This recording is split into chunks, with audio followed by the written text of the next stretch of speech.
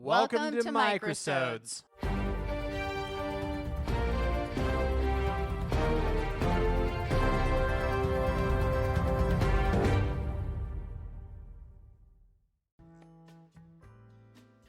Welcome to another episode of Microsodes. I'm Bobby, the resident cinephile. And I am Ashley, the movie novice. And we are married. And here on Microsodes, we review movies and TV shows from two very different perspectives. That's right. In about 30 minutes. Or less. Unless we go on tangent. That's true. Which probably will happen. It could. But we end it early. And then stick around for the end if you want all the behind the scenes. Bloopers. Good evening.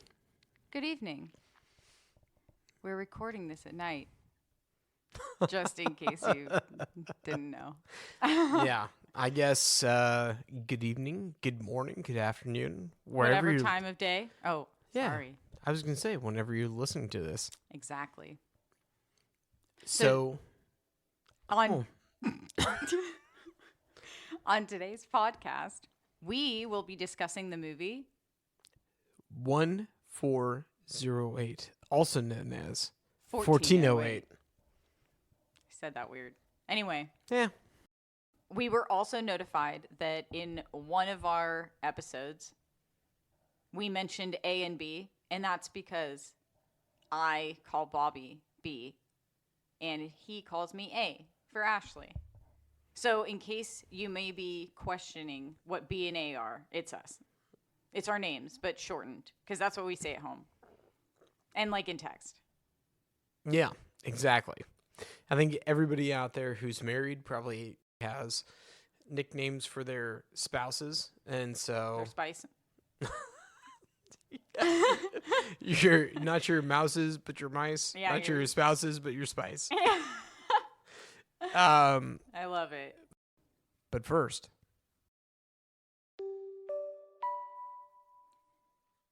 This microsode could be 5-star sponsored by The Comfy.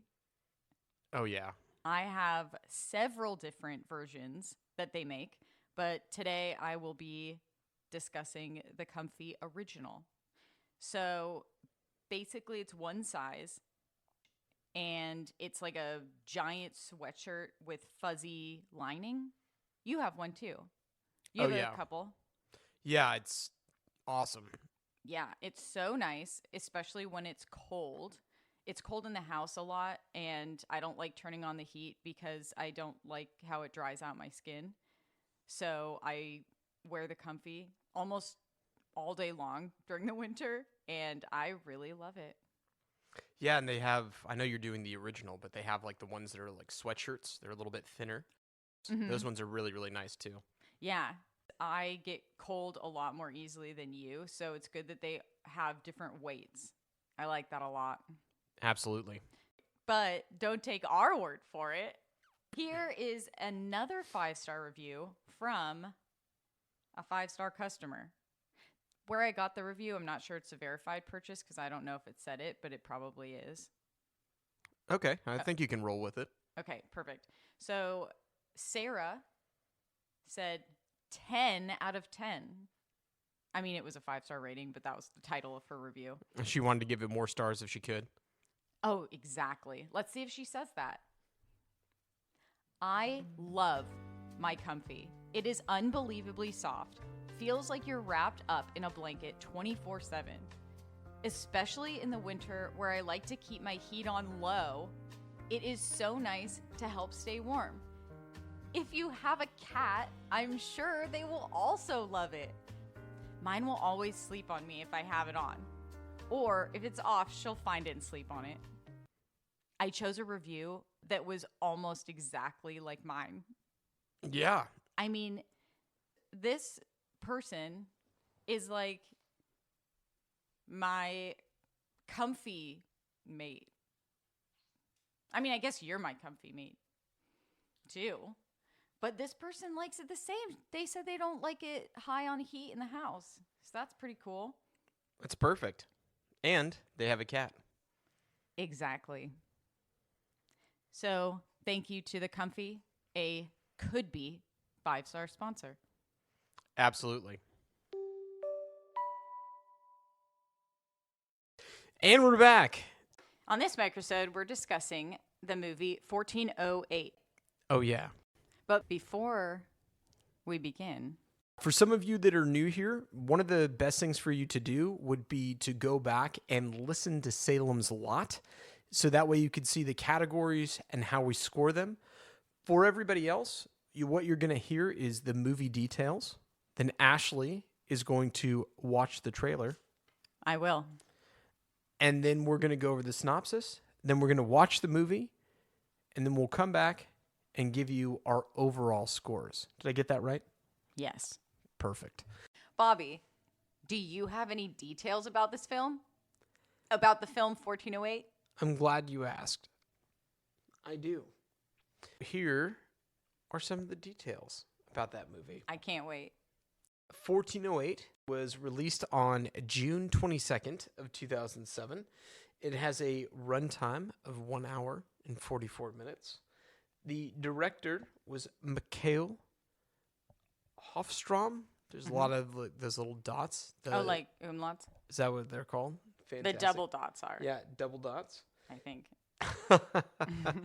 There's a distributor of Dimension Films with Paramount Pictures and MGM. So, Bobby, where can someone watch 1408? Now, that is a great question, Ashley. If you'd like to watch it for free, Amazon Prime Video has it. Nice. And also, YouTube Primetime subscription has it as well. I don't know really what that is, so you're going to have to look that up. Yeah, YTPS. Yeah. No, I don't know what that And means. then YouTube... Don't look that up. Sorry. Continue. And then YouTube TV, the premium subscription, you can also watch it for free. Now, if you want to watch it paid, Apple TV, Google Play, Movies, and Fandango at Home have this feature film for the low price of $3.99 to rent. That's not bad. Not bad at all. And Bobby, what is this film rated? PG-13, and it's also in the genre of horror/fantasy. What a fun combination. I agree. I think it's about that time that you watch the preview and tell everyone what you think. Well, Excuse me, the trailer. The trailer? Yeah, and tell everyone what you think that this movie is about. So after watching the trailer for the film 1408, I think it's going to be about a guy who is a ghost hunter. Okay. And he goes to a hotel, even though he's a skeptic. And then maybe he's proven wrong and he'll believe in ghosts. Okay. I mean, that's pretty spot on. The preview I watched it myself. The trailer told me a lot. Yeah, there's a lot in there. But the tagline is, or the synopsis is, the Dolphin Hotel invites you to stay in any of its stunning rooms, except one. No one lasts an hour in 1408, and some rooms are locked for a reason. Twilight Zone. Please don't sue us. I'm sorry. No, I'm allowed to sing it, I think. I don't know. The actual... You're allowed to sing it? Yeah, I think you can sing anything, right? Interesting. Would you like to start us off? Yeah, sure. So I gave the story a 4.1. It's adapted from a Stephen King short story, and I went back and I looked at the date that it was released. So it was released in 1991. And it's like, for that time, I actually think I have to give them credit. Because I don't know if I'd seen a bunch of movies about what this was specifically. Someone being trapped somewhere in a room and we're not ruining anything because this is all in the trailer. Mm-hmm. So I thought, you know what? For its time, it probably was really well done. So I really liked where the story came from. Also, kind of a weird / cool idea to take something that we go into every day and make it a little bit more ominous and scary. So, like, I mean, when we go on vacation, you go into a hotel room. Yeah. Well, what if the hotel room wants haunted. to, like, kill you? Oh, shit. Sheesh. You know, and it's like Stephen King has a great concept of how to turn everyday things into things that we kind of are wary of or you wouldn't really necessarily think about. So I really like the story in that regard. Nice. I rated the story 4.7. Nice. Okay. I thought it was engaging.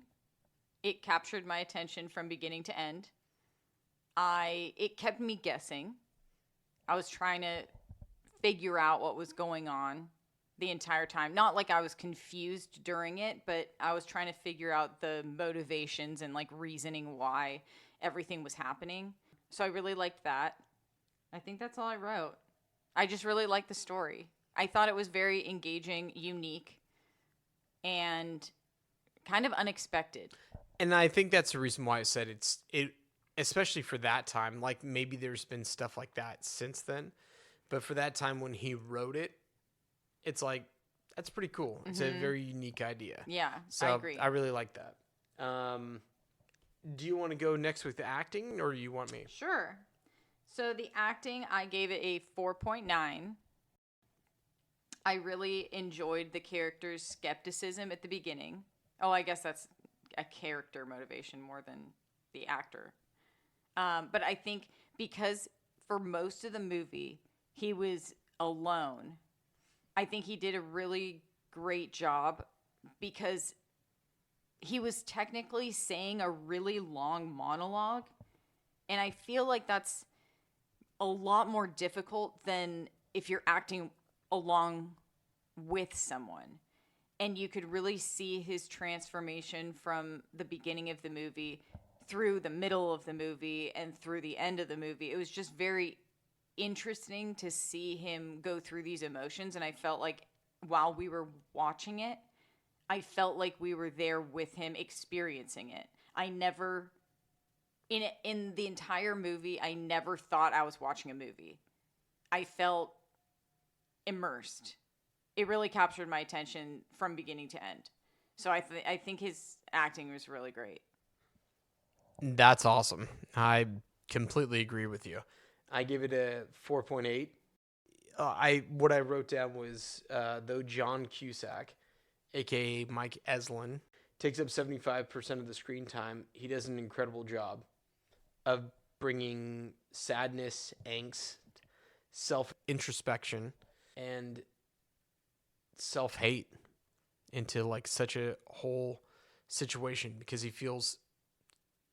he's like torn in so many different directions. Yeah, it's and like you pulling really him apart. Feel it. Yeah. I feel like you can really feel it as you watch him. Right. He really like exudes such different personalities and such different thought processes the whole way. Yeah. I completely agree. I thought he did an incredible job. And then a quick shout out to Samuel L. Jackson. Who's always great. Who's always good at just being himself. Yeah. Yeah. So yeah, I'm right there with you. Would you like to go with writing and dialogue? Yeah, I can go. I give it a 3.0. I think there wasn't a ton of like revealing things. We're not going to ruin anything. You know, he gets trapped in a room. There's stuff that happens in there. There was some stuff that transpired in the room that I don't really think moved the story along. It was like he kind of just got locked in there, and then he was hoping that the time would run out. And then it was just like, I don't know. He did a great job of acting, and he had some great soliloquies, I think they're called. Monologues? And monologues, sorry. So I think he did a good job with those, and I think those were well written. But you didn't really understand. I don't know. It really wasn't great writing for me. The end provides a twist, but for long portions of the movie, it just seems like a bitter man is driving from place to place looking for redemption. I see that. Yeah. For writing and dialogue, I gave it a 4.9. Wow. Okay. I think I was thinking about it in a different way. I guess I kind of already said this with acting too. I liked how the audience could really see his personality transform from the beginning to the end, which I already said. I was trying to analyze his motivations throughout, and at some parts it made it hard to read. So I can see, I guess it's not that I would have wanted it to be more clear, because I like the guessing throughout the whole movie. I like not being able to know what it is. Right. But every time he spoke, so whatever lines were written were believable to me. Mm-hmm. I really liked the difference that he had when he was recording himself talking and when he was having conversations with himself separately. Because you could see that he was trying to act more calm and collected in his recordings, but then his personality, you could see that he kind of got scared. But I think right, and that's the reason why I gave all of that to acting. Yeah, I guess that's true. I was thinking, were the lines believable? And to me, the lines were really believable. Like what he was actually saying. So, I mean, it could have been improv too. They could have just said, okay, this is your motivation in this scene. Say whatever you want. But I feel like whatever he spoke, the lines were very believable. It didn't seem forced. And I totally get behind that. I really wish things had been connected, because there's a couple different kind of like twists in the middle. And I just wish it had been more linear and there was a reason for him to go through things. It was just kind of like thing, end of movie. Yeah. Just for me. I agree. Although I really liked how tumultuous it was. Sure. Because even though it wasn't linear, I feel like what I wrote was he had like a truthful and emotional like turmoil at each step of the journey. So I feel like each step he got into like a different mindset or a different like experience. I feel like he was going through all these different steps rather than one big thing, kind of. I thought the very end twist I felt was like the big thing for him, but I get where you're coming from. But yeah, I think I'm mixing up this and acting and story. But I think the lines were honest to me. It seemed like something someone would actually say is what was written. Okay, fair enough. So for direction, I gave it a 4.9. Okay. Because I really liked that the location felt different in each stage or each step of his, I don't know, journey. Mm-hmm. I liked the perspectives the director shot. I think we had a different perspective in each stage he was going through. Okay. I think the visual storytelling really aligned with the story in a whole.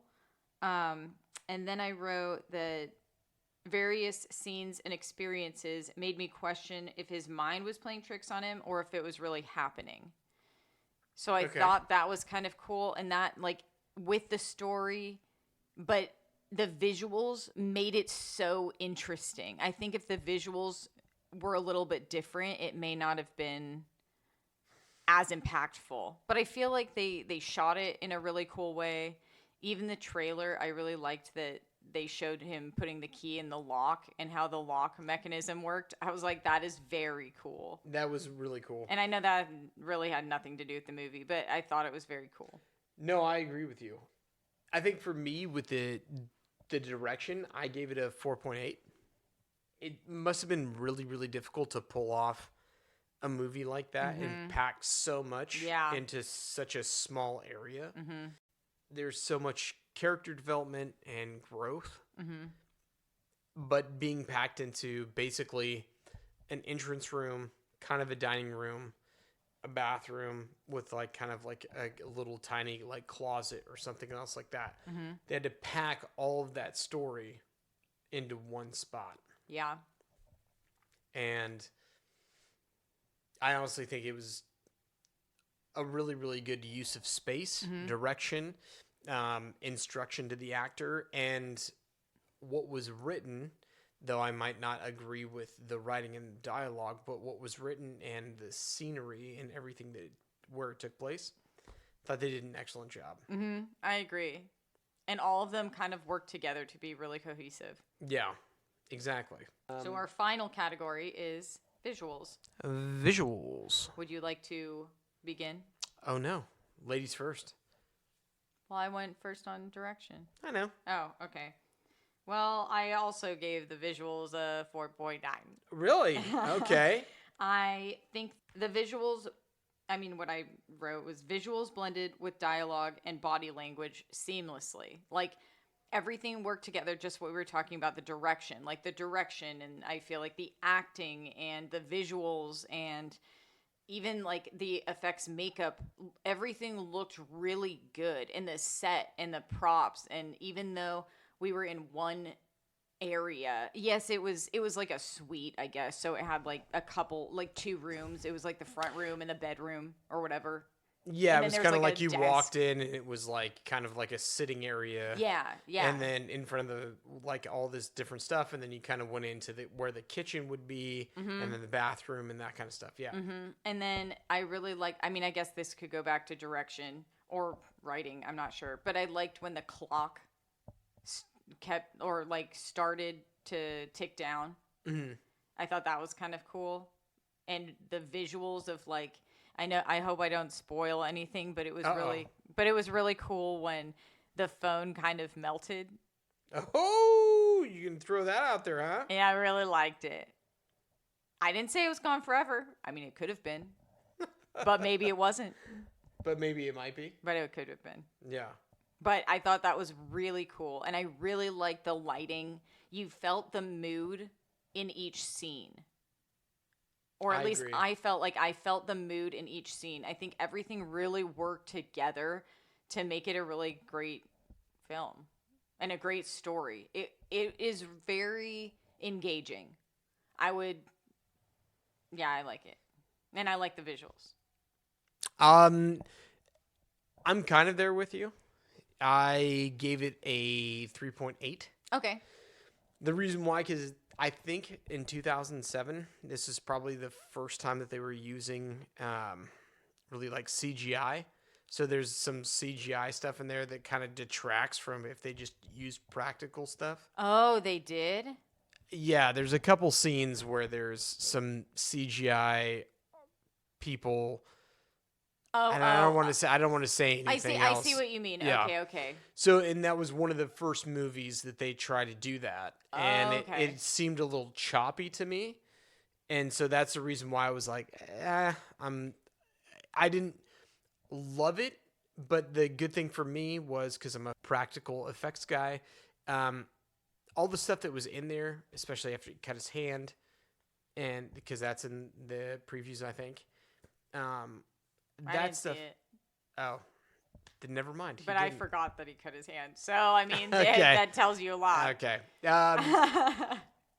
Yeah, it did a pretty good job. It just, because I think the cusp of new technology kind of detracted from it just a little bit for me. That makes sense. I mean, filming inside that small space.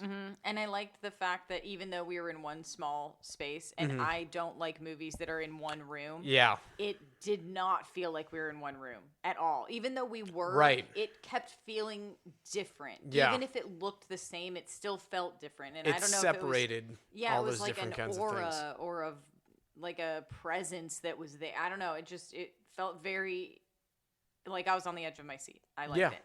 No, I completely agree with you.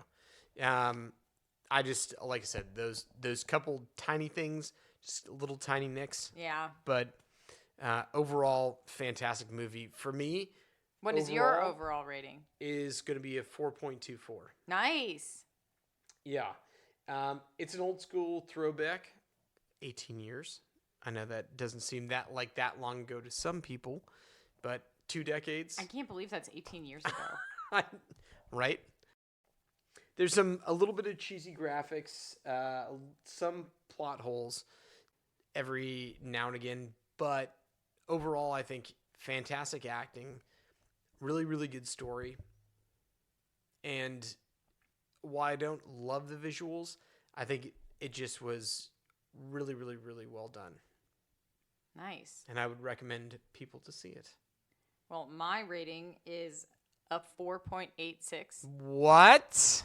That's the highest we've ever had on this show. I know, and I would definitely watch it again.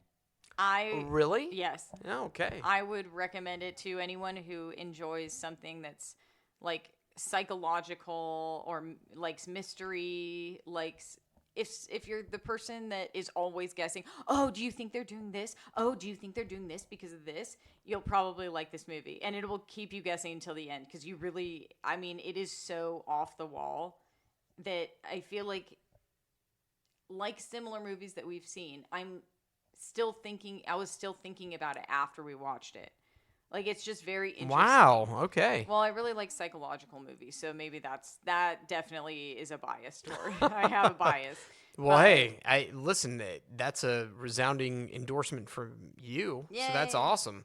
I very much enjoyed it, and if anyone wants to have a quality movie night on a Friday or Saturday, that is the one to watch.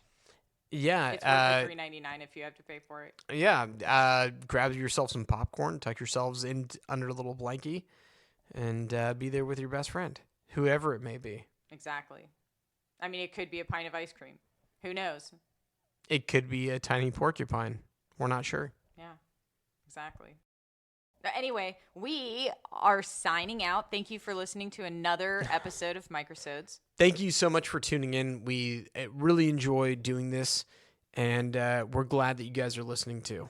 And please, if you have any suggestions, comments, constructive criticisms, please email them to us at microsodespodcast@gmail.com. That is MICROSODES podcast@gmail.com. Thank you guys so much. If you do write in, believe us, we'll take the time to read them. And we're just very excited to keep bringing you guys new content and hanging out with you. It's been fun. Perfect. I'm too awkward. Yeah, it's okay. Goodbye. Goodbye.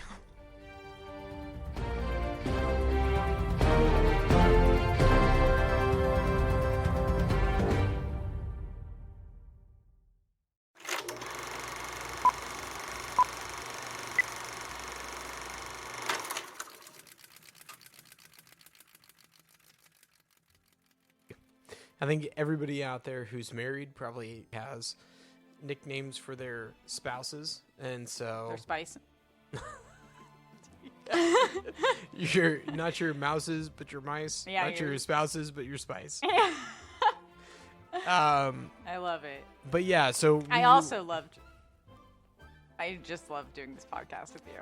Oh, I really love doing this podcast with you. I just realized I didn't add up my things, but I can add them up right now because I remember what they were. Oh, okay. When she says things, she means that my ratings. Yeah. No, I knew what you meant. How did you know? Because that's the only possible thing that you were going to say. In this moment in time, you're like, oh, what should it be? In this moment. You hit it. That's one of your favorite Celine songs, songs, right? No, it's right? for this moment. From this moment. It is who's Shania that? Twain. Oh, Shania Twain. Is she the one? No, that's Sixpence None the Richer. Kiss me. Ugh. Oh, no. I mean, it's fine. It's just, I've heard it a lot. Beneath the berries. It's just something like this, something Twilight. Oh. Ring, ring. I know. Ugh. That was the song they flip on at the high school dances. Like, imagine you're that guy. Imagine you're that DJ. You have to go to a high school dance and then turn on a bunch of, like, music. Cutesy songs. Well, you got to put on a bunch of crazy songs because everybody wants to dance to them. And then you got to hit them with a couple slow jams. So that way they can feel each other up and give each other some kisses. Well, From This Moment by Shania Twain was the first song I ever slow danced to. Sixpence None the Richer was a song that was very famous the first time I slow danced, but I can't remember what the song it was. Oh my gosh. I love it. Yeah, I can't remember. I honestly... It's so funny, the things that you do and don't remember about when you're growing up. Yeah, well, it's like I actively remember thinking, oh, I have to remember this. Mm-hmm. You know? You did? Mm-hmm. You like anything that was going on, you were like, I have to remember this moment in time? Different times, yeah. Oh, so you were the moment in time. It went full circle right there. Oh my gosh, I never really thought of the song. Thank you, Could Be 5-star sponsor. That was way better than I even thought. I think my body just decided to say it. Go for it, girl. You got it. My brain you got couldn't it, girl. Got 16 bars of fur, and my raps come in packs like Sammy and Dean Martin, and I got so many kissy think I valet park, and she wants my bam juice. Ooh-wee, ooh. Okay, the next time that... Sorry, I apologize. Oh, no, I Sorry. like it. Oh. Because I was going to say the next time we do a sponsor, we're just going to find a could-be sponsor instead of a could-be 5-star sponsor and find someone that wrote those lyrics in a review of anything in the world. Oh, okay. And then you can sing it or say it. I can sang it. Grab yourself some popcorn, tuck yourselves in under a little blankie, and be there with your best friend, whoever it may be. Exactly. I mean, it could be a pint of ice cream. Who knows? It could be a tiny porcupine. We're not sure. Yeah, exactly. But it probably won't be a crow because they're very loud and they don't like popcorn. I mean, they might. I mean, that's true. I don't know if they do or don't like popcorn. Squirrels like the peanuts that lady used to throw over her balcony. Okay. Well, cue the awkward extras. Cue the bloopers. Beep, beep, beep. Stella, can you get out of here? I can't even believe it. Are you going to stop drinking that coffee, or are you going to make it into marshmallow sandwich? What are we doing? It was supposed to be bloopers. Oh my gosh, I love it. I love you. I love you. Okay, we good? Yeah, I guess